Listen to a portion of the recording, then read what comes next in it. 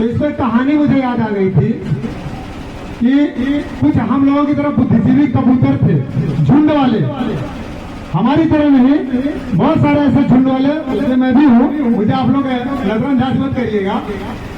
उन लोगों ने कहा, जंगल में थे तो बोला कि भाई आजकल बहुत शिकारी घूम रहे हैं, तो हमारी एक कविता है, आप लोग याद करिएगा। उसमें कबूतर ने कहा कि शिकारी आएगा, जाल बिछाएगा, दाना डालेगा, हम नहीं फंसेंगे। कबूतर अपने लिए बोल रहा है, शिकारी आएगा, जाल बिछाएगा, दाना डालेगा, हम नहीं फंसेंगे। ये इनका डेली का मंत्र हो गया।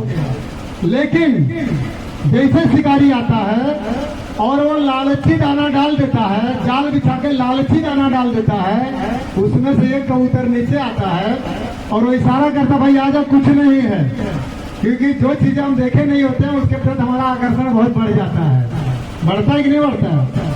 तो कुछ कबूतर नीचे आते हैं, फिर इशारा करते हैं, फिर झुंड आता है, और जब दूसरा झुंड आता है तो जाल में गिर जाता है और शिकारी आता है, जाल खींचता है, कबूतर को कंधे में डालता है और लेके चला जाता है।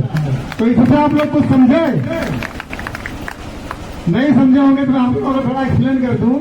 इसी तरह से यह मछुआ समाज या कोई और संगठन या किसी भी सामाजिक संगठन में हम लोग लोगों को ट्रेंड करते हैं कि भैया बहुत सारे शिकारी घूम रहे हैं, वो शिकारी राजनीतिक दल वाले हैं, और हम ये लोगों को बताते हैं कि भैया शिकारी आएगा, जाल बिछाएगा, दाना डालेगा, लेकिन आप लोग मत फंसिएगा।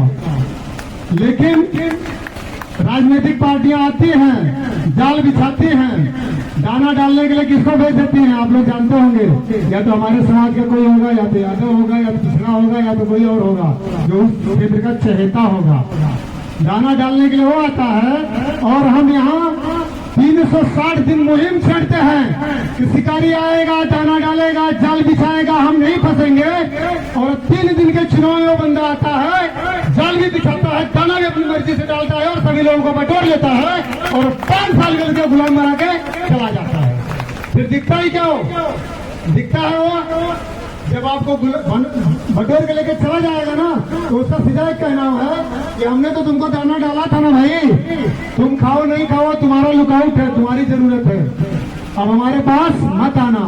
मैं पूरे देश में घूम घूम के इस चीज को देख रहा हूँ कि जितने दलित आदिवासी, जितने दलित पिछड़ों के एरिया क्षेत्र हैं, जहाँ कुछ लोग पिछड़े हुए हैं, वो अपनी व्यवस्थाओं के तहत, संविधान के तहत, वो लोगों ने व्यवस्थाओं को कहीं न कहीं रोड चक्रोड में परिवर्तित किया है। लेकिन